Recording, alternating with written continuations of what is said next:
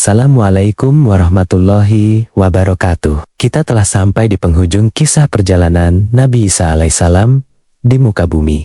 Di episode lalu, pedang-pedang telah diasah dan persekongkolan telah matang. Namun, sebelum badai fitnah itu datang menerjang, Allah menurunkan satu mukjizat agung untuk menenangkan hati para pengikut setia Isa. Sebuah hidangan yang turun langsung dari langit. Bagaimana kisah ini berakhir? Benarkah Nabi Isa disalib? Mari kita saksikan kebenaran sejarah versi Al-Quran.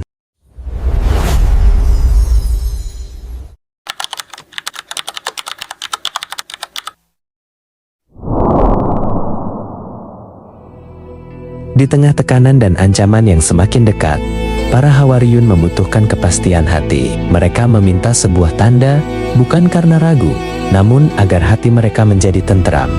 Salah satu Hawariyun bertanya, "Wahai Isa putra Maryam, bersediakah Tuhanmu menurunkan hidangan dari langit kepada kami?" Isa berkata dengan wajahnya tampak tegas, mengingatkan, "Bertakwalah kepada Allah jika kamu benar-benar orang yang beriman." Referensi QS Al-Maidah 112.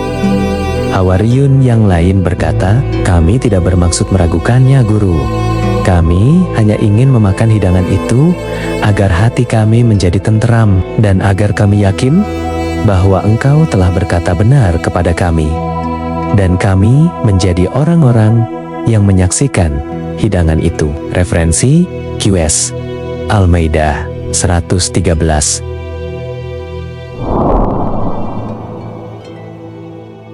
Nabi Isa berdiri, menengadahkan tangan ke langit. Angin bertiup lembut, cahaya matahari menembus awan dengan cara yang istimewa. Nabi Isa berdoa dengan khusyuk.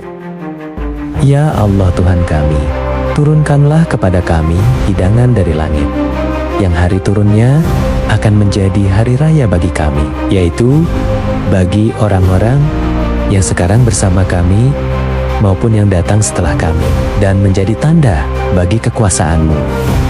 Berilah kami rezeki, dan Engkaulah sebaik-baik pemberi rezeki."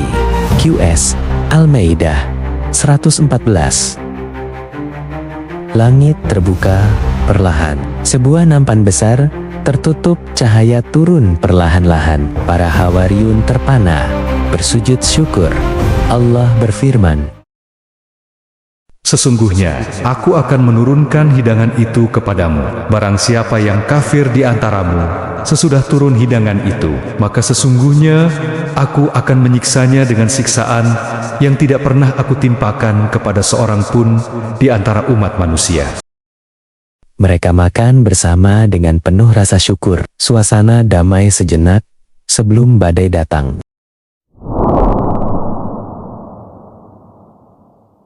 Suasana mencekam. Di luar rumah, obor-obor menyala. Pasukan Romawi dan pemuka Yahudi mengepung rumah tersebut. Sang pengkhianat Yahuza atau Yudas menunjuk pintu. Malam itu, kedamaian berakhir. Pengkhianat telah menunaikan tugasnya.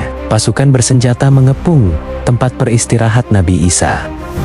Rabi berbisik pada tentara, "Tangkap orang yang ditunjuk oleh penunjuk jalan kita. Jangan biarkan dia lolos." Di dalam rumah, Isa merasakan kehadiran mereka. Ia menatap murid-muridnya. Nabi Isa berkata, "Sesungguhnya di antara kalian ada yang akan mengingkari aku dan menjual imannya dengan harga yang murah." Suara dobrak pintu terdengar. Para Hawariyun panik.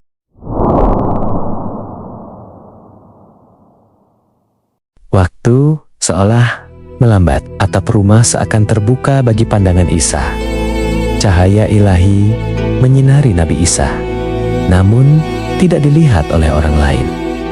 Musuh-musuh Allah mengira mereka bisa mematikan cahayanya, namun Allah adalah sebaik-baik pelindung. Nabi Isa tenang, berserah diri dan berkata, "Labaik, ya Allah." Allah berfirman kepada Nabi Isa, "Ingatlah ketika Allah berfirman, 'Wahai Isa, aku mengambilmu dan mengangkatmu kepadaku, serta menyucikanmu dari orang-orang yang kafir.'"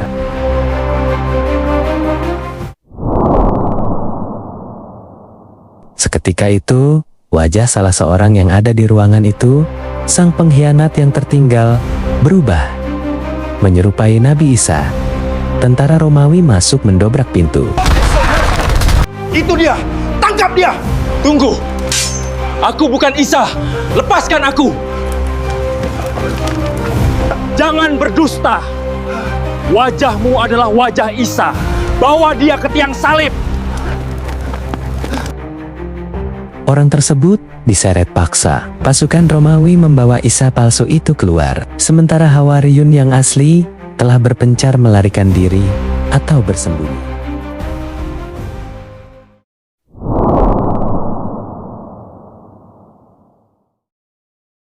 Mereka bersorak-sorai, mengira telah membunuh Sang Al-Masih. Sejarah dunia mencatat penyaliban itu. Namun, Al-Quran datang berabad-abad kemudian untuk meluruskan sejarah yang bengkok. Dan karena ucapan mereka, sesungguhnya kami telah membunuh Al-Masih, Isa putra Maryam, Rasul Allah.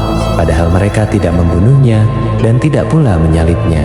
Tetapi yang mereka bunuh ialah orang yang diserupakan dengan Isa bagi mereka.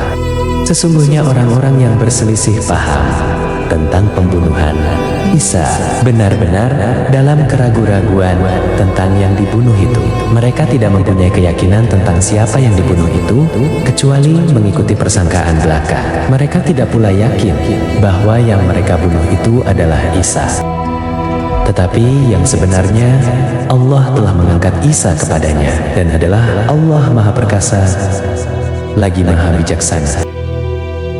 Nabi Isa alaihissalam tidak mati di tiang salib. Beliau diselamatkan, diangkat ke langit, dan kini hidup di sisi Allah Subhanahu wa Ta'ala. Dan sesuai janji Rasulullah Muhammad Sallallahu Alaihi Wasallam, kelak di akhir zaman, Nabi Isa akan turun kembali ke bumi untuk membunuh Dajjal, mematahkan salib, dan menegakkan syariat Islam bersama Imam Mahdi. Begitulah kisah Putra Maryam, sebuah kisah tentang kesucian, mukjizat, dan perlindungan Allah yang tak tertandingi. Sahabat beriman, hikmah apa yang paling menyentuh hatimu dari kisah Nabi Isa ini? Tuliskan di kolom komentar, ya. Terima kasih telah mengikuti serial kisah Nabi Isa dari episode pertama hingga akhir. Jika video ini bermanfaat, mohon like-nya. Share ke teman-temanmu sebagai amal jariah, dan pastikan sudah subscribe, serta nyalakan lonceng notifikasi, agar tidak ketinggalan kisah nabi-nabi lainnya. Sampai jumpa di kisah berikutnya. Wassalamualaikum warahmatullahi wabarakatuh.